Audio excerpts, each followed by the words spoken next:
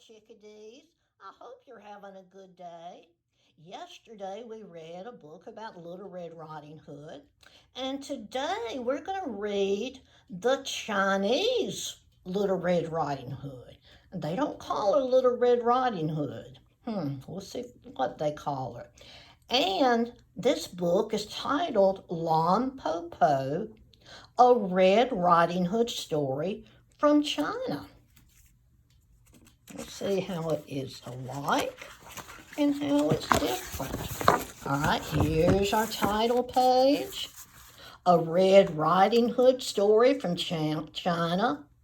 Translated, that means it was written in Chinese, and Ed Young changed it and wrote it in English. And he also was the illustrator. He drew the pictures. It was published by Puffin Books right here in the United States. And it's dedicated to all the wolves in the world for lending their good name. I wonder if the wolves think that way. Once long ago, there was an old woman who lived alone in the country with her 3 children, Tao, Poutsy, and Shang. On the day of their granny's birthday, the good mother set off to see her mother, leaving her 3 children at home. That's kind of different. She's leaving the children at home. Before she left, she said, "Be good while I'm away, my heart-loving children. I will not return today or tonight. Remember to close the door tightly, and at sunset, lock it well." So the mama is going and leaving the 3 little girls by themselves.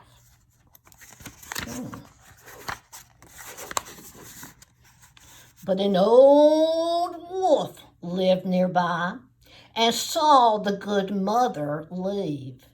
At sunset, disguised as an old woman, he came up to the house where the children were and knocked on the door. Twice, bang, bang. Shang, who was the oldest, saw through the latched door. "Who is it?" "My little jewels," said the wolf. "This is your grandmother, your Popo." "Popo," Shang said, "our mother has just gone to visit you." Is she going to let him in? Or is his disguise that good? The wolf acted surprised. "To visit me?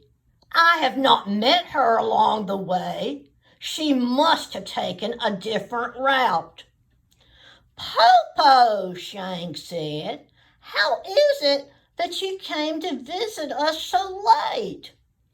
The wolf answered, "Oh, my dear, the journey is long, my children, and the day is short."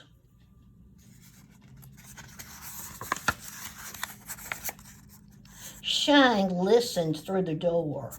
"Popo," she said, "why is your voice so low?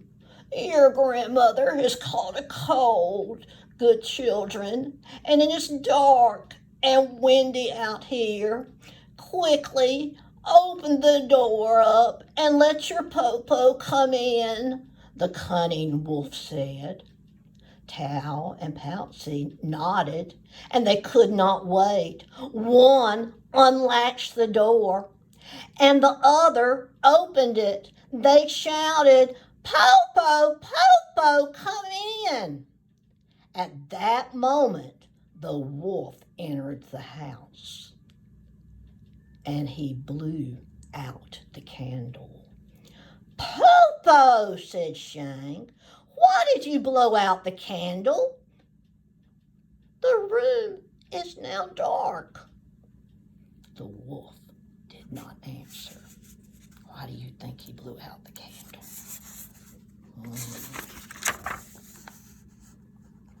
Tao and Poutsy rushed to their Popo and wished to be hugged.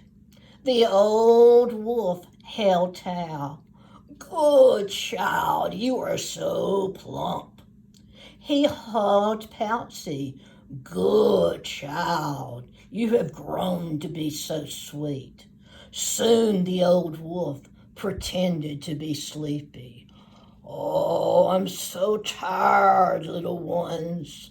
All the chicks are in their coop," he said. "Popo is sleepy too." When he climbed into the big bed, Poutsy climbed at one end with the wolf, and Shang and Tao climbed in at the other end. But when Shang stretched, she touched the wolf's tail. "Popo, Popo, your foot has a brush on it." You think they're going to figure this out?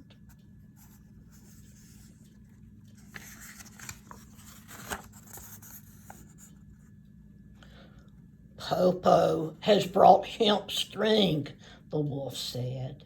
Shang touched the wolf's sharp claws. "Popo, your hand has thorns on it." "Popo has an awl to make shoes for you," the wolf said.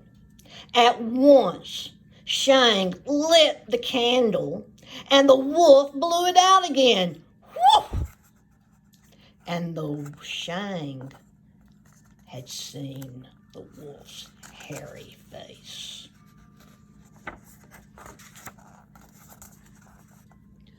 "Popo," she said. But she was not only the oldest, she was the smartest. "You must be hungry. Have you ever eaten ginkgo nuts?" "What is a ginkgo?" the wolf asked. "Oh, Popo, ginkgo nuts are soft and tender, like the skin of a baby. One taste and you will live forever," Shang said. "And the nuts grow on top of the tree just outside the door." The wolf gave a sigh. "Oh dear, Popo is old. Her bones will break very easily. No longer can she climb trees." "Good, Popo.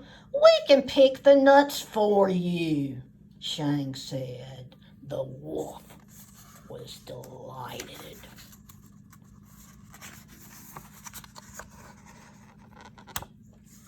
Oh, these pages really want to stick.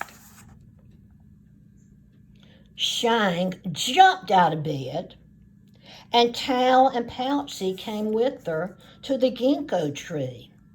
There, Shang told her sisters all about the wolf, and all three climbed to the top of the tree. The wolf waited and waited. Plump Tao did not come back. Shang did not come back. And no one brought any nuts from the ginkgo tree. At last the wolf shouted, "Where are you, my sweet children?" "Popo," Shang called out. "We're at the top of the tree, eating ginkgo nuts." "Good children," the wolf begged, "pluck some for me." "But Popo, ginkgo is magic.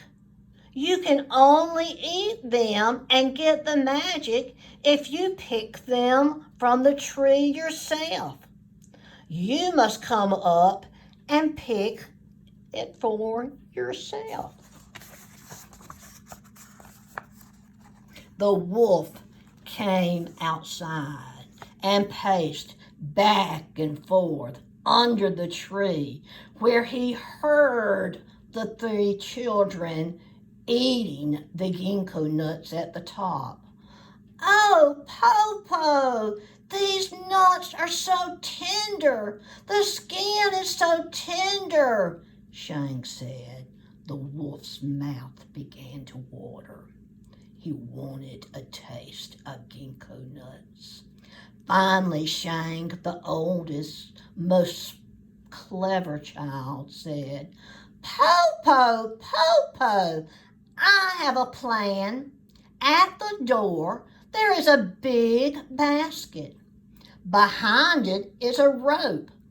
Tie the rope to the basket, sit in the basket, and throw the other end to me. I can pull you up."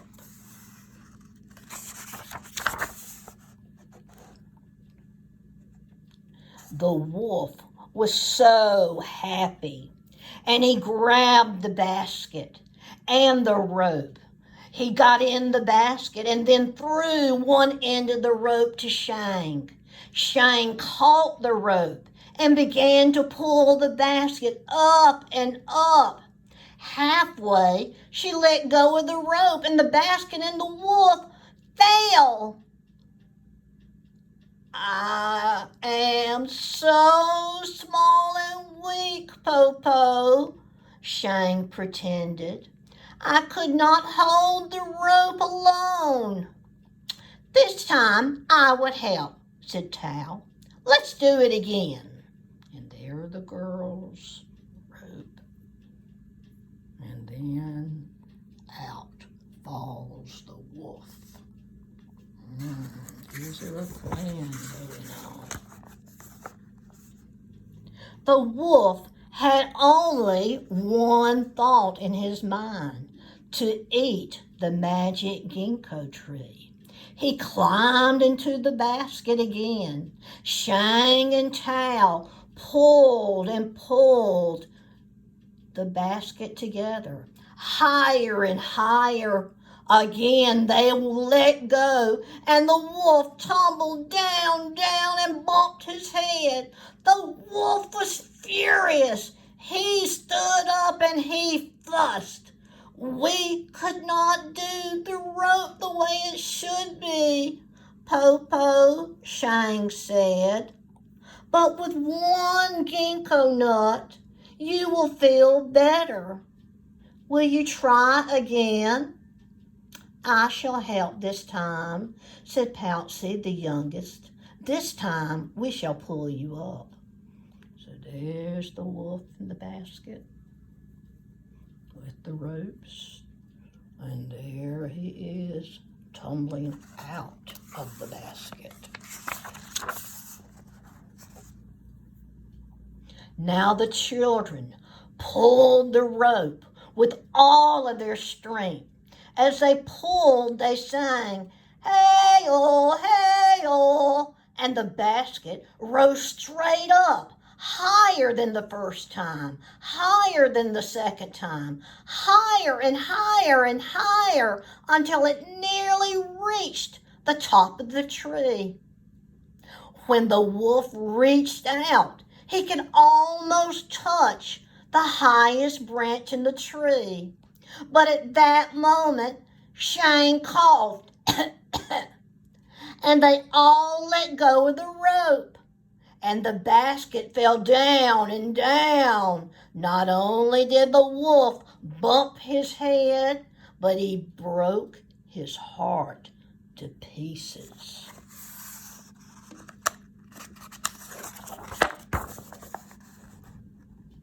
"Popo!" Shang shouted, but there was no answer. "Popo!" Tao shouted, but there was no answer. "Popo!" Poutsy shouted, but there was still no answer. The children climbed to the branches just above the wolf and saw that he was truly dead.